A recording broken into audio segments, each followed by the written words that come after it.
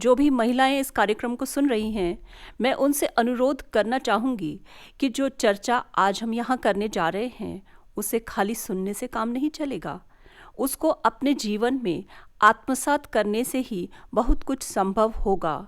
आप अपनी शक्ति को पहचानेंगी, उसका उपयोग करेंगी, व जीवन में हमेशा उन्नति की ओर अग्रसर होंगी। हमने बी प्रसंग बी चॉइस भावनात्मक रूप से स्वस्थ रहने का आंदोलन चला रखा है। हालांकि वह पूरी मानव जाति के लिए है, परंतु आज विशेष तौर पर महिलाओं को लेकर बात कर रहे हैं। प्रकृति ने प्रत्येक महिला को सशक्त ही बनाया है। हमारा स्वरूप ही शक्ति है, परंतु बनावटी या कहीं बाहरी चीजों पर आश्रित होने के कारण हम सबला से अबला कहलाने लग जाते हैं।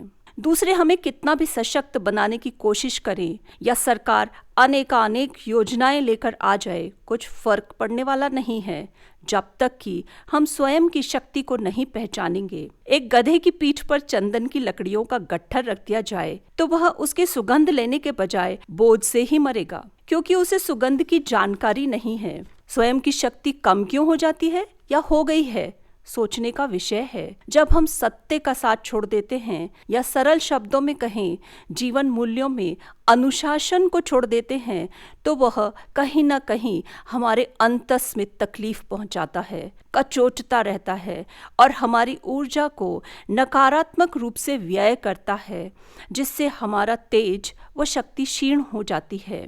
प्रत्येक महिला जीवन में कहीं ना कहीं अपने आप को कमजोर तो मैं नहीं कहूंगी, परंतु असहज व जकड़ा हुआ अवश्य पाती है। वह अपने आप को कमजोर समझती है। गौर कीजिएगा, वो कमजोर होती नहीं है, वो कमजोर समझती है, जिसका कारण सामाजिक बंधन या परंपराओं या रीति रिवाजों द्वारा सिखाए गए डर, जिससे उसे मानसिक पीड़ा का सामना करना पड़ता है, जिससे उसके दैनिक कामकाज, सामाजिक संबंध और पारस्परिक व्यवहार प्रभावित होते हैं।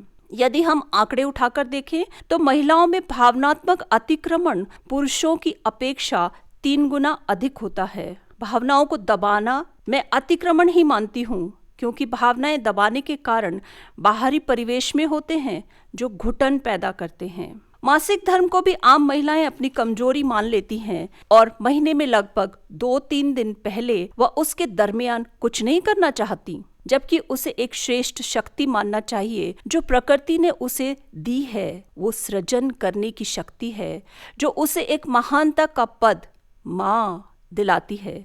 हम अपनी खूबियों को अपनी कमजोरी समझने की कितनी बड़ी गलती करते हैं।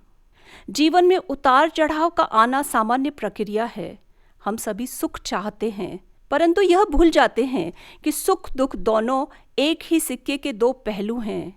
दोनों को अलग नहीं किया जा सकता। शिवमंगल सिंह सुमन की एक कविता आभार की कुछ पंक्तियां याद आती हैं। सुख दुख दाएं बाएं चलता, सम्मुख चलता पथ का प्रसाद। तो हम दाएं बाएं चलते हुए सुख दुख को ना देखकर सामने जो प्रसाद उनसे आता है उस पर ध्यान दें व आगे बढ़ें, तो हमें अपने सामर्थ्य का बोध होगा, हमें अपनी शक्ति पता चलेगी। कहते हैं कि हम यदि संकल्प कर लें तो क्या नहीं हासिल कर सकते। अपने आप से वादा करना है, हमें अपनी ताकत को पहचानना है।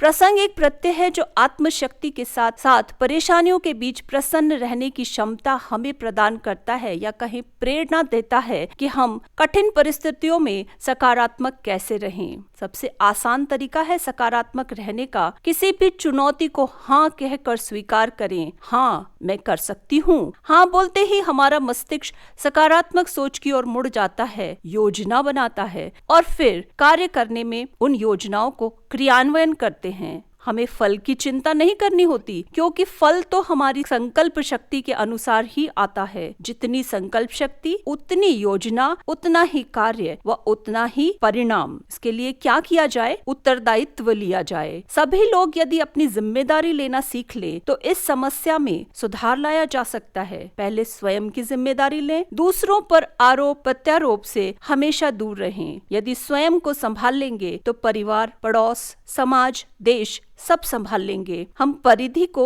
मतलब अपने आसपास की व्यवस्थाओं को नियंत्रित करने के चक्कर में खुद पर से नियंत्रण खो देते हैं और फिर इधर के रहते हैं ना उधर के। महिलाओं को सपने देखना कितना जरूरी है, कुछ कर गुजरने की आकांक्षा रखना बहुत जरूरी है। जो जीवन में कुछ करना चाहते हैं उसका सुंदर सपना देखिए, सपने देखें जिसमें सबका भला हो का विचार अवश्य रखें, क्योंकि सबकी बात जब करते हैं तब हम स्वयं तो उसमें स्वतः ही आ जाते हैं। मैं अपने आप शामिल हो जाता है। मैं अपना एक अनुभव बताना चाहूंगी। एक ग्रामीण इलाके के महाविद्यालय में फैशन शो का आयोजन किया गया। उसमें एक गतिविधि थी जिसमें छात्राओं को अपनी रुचियां बताना था। अधिकतर छात्राएं अपनी रुचियां नहीं बता पाईं। जिन्होंने बताई उनमें से एक की रुचि थी मेकअप करना। उससे आगे पूछा गया, इस रुचि का आप अपने आगे के जीवन में किस प्रकार उपयोग करेंगी? उसने कहा, मैं हमेशा सुंदर लगना चाहूंगी। अब सोचिए, मेकअप करने से सुंदर ही लगेंगे क्या? इस अभिरुचि के कितने दुष्परिणाम हो सकते हैं हम सोच भी नहीं सकते, और इसी अभिरुचि के कितने अच्छे परिणाम हो सकते हैं यह भी हम सोच नहीं सकते। उसे हम लोगों ने उसकी अभिरुचि के सकारात्मक सुझाव दिए। वो कैसे अपनी इस शौक को एक बिजनेस मॉड्यूल में बदल सकती है, वह अनेकानेक महिलाओं को रोजगार प्रदान कर सकती है। मेरा कहने का मतलब यह है कि आकांक्षाओं के साथ साथ दूरदृष्टि रखें व आगे तक की सोच कर चलें। वो दूरदृष्टि आपको कोई और नहीं देगा, आपको स्वयं अपने आप को जानकर, अपनी क्षमताओं को पहचानकर ही मिलेगी। उसके लिए क्या से हटकर क्यों और कैसे किया जाए पर ध्यान देने की जरूरत है। एक अकेली महिला भी आगे बढ़ सकती है, विकास में भागीदार बन सकती है। एक कदम अकेले ही उठाना पड़ता है, कारवां बाद में जुड़ता है। अकेला चना भाड़ नहीं फोड़ सकता, बहुत पुरानी कहावत है। हम स्वयं के साथ साथ दूसरों का सहारा बने। जब तक पहले हम अपना सहारा नहीं बनेंगे तो कोई दूसरा हमारा सहारा नहीं बन सकता। एकला चलो से यात्रा शुरू होती है, फिर जब हम आगे बढ़ जाते हैं तो हमारे कार्य को आगे बढ़ाने के लिए सपोर्ट सिस्टम की आवश्यकता होती है। मीन्स दूसरों की सहायता की जरूरत पड़ती है, नहीं तो हम अपनी क्षमताओं व शक्तियों का विस्तार नहीं कर पाएंगे। आपने वट वृक्ष देखा होगा, उसमें जटाएं जो निकलती हैं वे नीचे की ओर आकर वापस जड़ बन जाती हैं जो उसका विस्तार करने में मदद करती हैं। इसी प्रकार हमें भी अपनी क्षमताओं को बढ़ाना है तो स्वयं की शक्ति के साथ साथ समूह की शक्ति, समाज की शक्ति भी बनना पड़ेगा, और वो सभी को सहारा देकर के ही संभव है। अब उसके लिए क्या किया जाए? आगे बढ़ना है तो क्या शहर की ओर आने की जरूरत है? बिल्कुल नहीं। जहां पर है वहीं रहकर विकास कर सकते हैं। उसके लिए क्या जरूरी है? नई जानकारियों को प्राप्त करते रहना चाहिए। हर दिन कुछ नया सीखना व नया करना अत्यंत आवश्यक है। आजकल तकनीकी में आए दिन नए नए सिस्टम आते जा रहे हैं। एक बटन दबाते ही सुविधाएं व जानकारियां प्राप्त हो जाती हैं, परंतु कौन सा बटन, कैसे व कब व क्यों दबाया जाए हमें नहीं मालूम है, तो हम समय की धारा के साथ नहीं चल पाएंगे। जानकारी प्राप्त करते रहें व आगे बढ़ते रहें। एक दूसरे से सीखें, एक दूसरे को सिखाएं। यदि मुझे एक चीज आती है और मैं किसी को नहीं बताऊंगी तो मेरे पास एक ही चीज रहेगी, परंतु यदि मैं अपनी सहेली को एक विचार दूं और उससे एक विचार लूं तो दोनों के पास दो दो विचार हो जाएंगे। हम उदारवादी भी रहें। हम दूसरों के जब सहायता करते हैं तो हमें उदार होना भी जरूरी है। मेरे पास आवश्यकता से अधिक है तो उसे जिनके पास कमी है उनमें बांट दूं, तो आप देखेंगे कि आपकी बेकार पड़ी चीज ने दूसरे की जरूरत पूरी कर दी। यदि चीज ना दे सकें तो कम से कम अच्छे शब्द तो लोगों को बांट ही सकते हैं। किसी की तारीफ में दो शब्द बोल सकते हैं।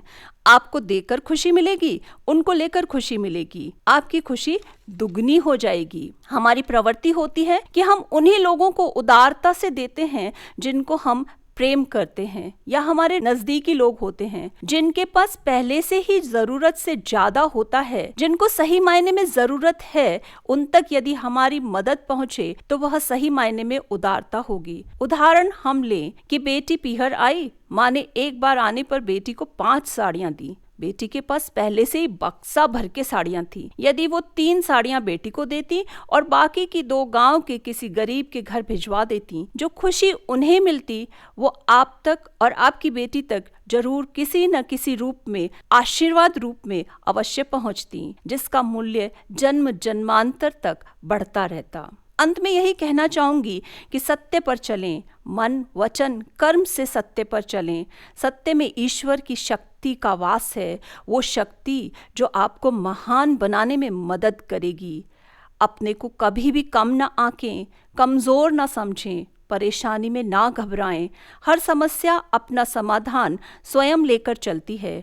समस्याएं हमारे लिए बाधा नहीं होती हैं, बल्कि जीवन में कुछ अच्छा सिखाने व हमें बड़ा बनाने के लिए आती हैं। आप अपनी पात्रता को कर्मठता कर्तव्यपरायणता द्वारा बढ़ाइए। सकल पदार्थ जग माही, कर्महीन नर पावत नाही। कर्म करते रहिए, अपनी क्षमताओं व शक्तियों को बढ़ाते रहिए, आगे बढ़ते रहिए। बी प्रसंग, बी जॉयस।